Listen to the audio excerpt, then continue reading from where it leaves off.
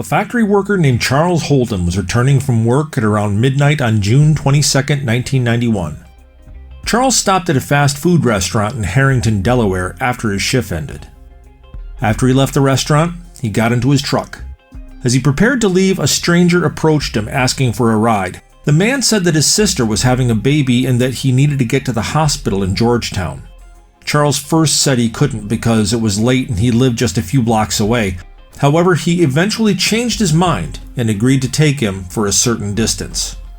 Charles drove the stranger 3 miles down Highway 14. He stopped at an intersection where he would normally turn to drive home and told the stranger that this was as far as he could drive him. The stranger became angry and attacked him, demanding his money as well as his truck. Charles grabbed his keys and jumped out of the truck. He ran to a store to get help, but the attacker, armed with a screwdriver, raced towards him. He threatened to kill him, and at that point Charles said that he would take him where he wanted to go. However, as the attacker went around to enter the passenger side of the truck, Charles sped off. The stranger tried to run after him but gave up. After leaving the scene, Charles began to drive around in the opposite direction of his house, trying to shake off his experience. When he finally started to return home, he noticed the stranger was lurking around his trailer. He drove away again to call the police at a payphone. Police officer Myrna Kinney went with him to his residence to make sure that the stranger was not there. They examined his trailer but found nothing was out of place or unlocked. Charles then asked Myrna to look at his mother's home. She lived in a farmhouse behind his trailer. When they went to Dorothy's home, they found that the back door window had been broken and there was blood inside. Dorothy Donovan had bled to death from stab wounds. The coroner eventually determined that Dorothy had been stabbed 30 times, and this was considered to be excessive and very violent. This pointed investigators to the idea that whoever attacked Dorothy probably knew her well or was using drugs.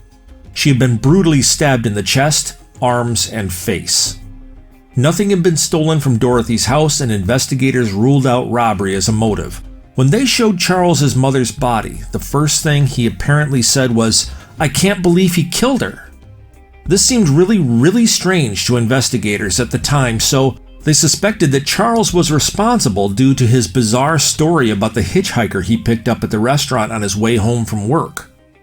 At first, the police suspected Charles of the murder given the complexity of the crime. They did not believe that it was likely that the stranger would happen upon Dorothy's house after Charles left him some distance away.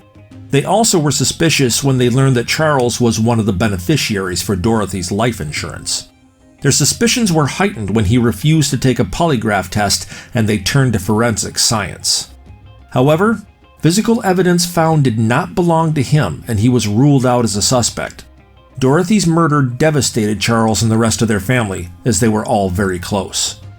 They soon found witnesses at the fast food restaurant who confirmed that the stranger did exist.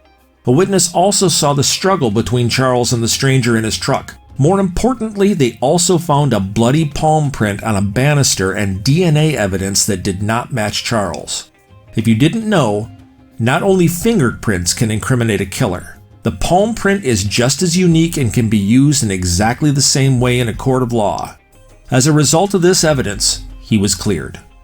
The stranger was described as being in his late 20s or early 30s, 5'8" with a slender build and pockmarked complexion. He wore plastic-framed glasses with oversized lenses. Due to the extremely violent nature of the crime, investigators believed that the stranger may have been on drugs at the time of the incident. DNA found at the scene was later uploaded to CODIS, the National DNA Database, in November 2005. The DNA evidence, along with the bloody palm print on the banister, identified Dorothy's killer as 41-year-old Gilbert E. Cannon from Delmar, Maryland. Cannon lived in Maryland at the time of the murder. He had previously served time for killing someone in 1997. He had also served time on robbery and drug charges. Prior to his release in 2004, his DNA was collected, which was used to connect him to Dorothy's case. In January of 2006, he was arrested and charged in Dorothy Donovan's case. When first questioned, he denied any involvement, but when confronted with the evidence, he confessed to the crime in order to avoid the death penalty. He told authorities that he was high on the night of the murder. He said that after Charles left him at the intersection, he walked down the road looking for a place to sleep. He passed several houses, but they all had lights on. He said he chose Dorothy's house because it was the first one he could find that didn't have any lights on. When he broke the glass on the back door, Dorothy woke up and came to see what happened. After she saw Cannon's face, he killed her to keep her from identifying him. Cannon confirmed that it was just a coincidence that he chose Dorothy's house. He said that he did not know either her or Charles, and also confirmed that he acted alone. He pleaded guilty and was sentenced to life in prison without the possibility of parole. This might have been a crazy coincidence, but Charles did pick up a hitchhiker, and his mother did die because of him in some way. I'm not blaming him or saying he did something wrong, but his actions actually killed his mother in a twisted, indirect way. Don't you think? Have you heard of any lesser-known cases lately? Let me know in the comments below and I will cover them if they are interesting. If you enjoyed this video, hit that like button. Also consider subscribing for more videos like this.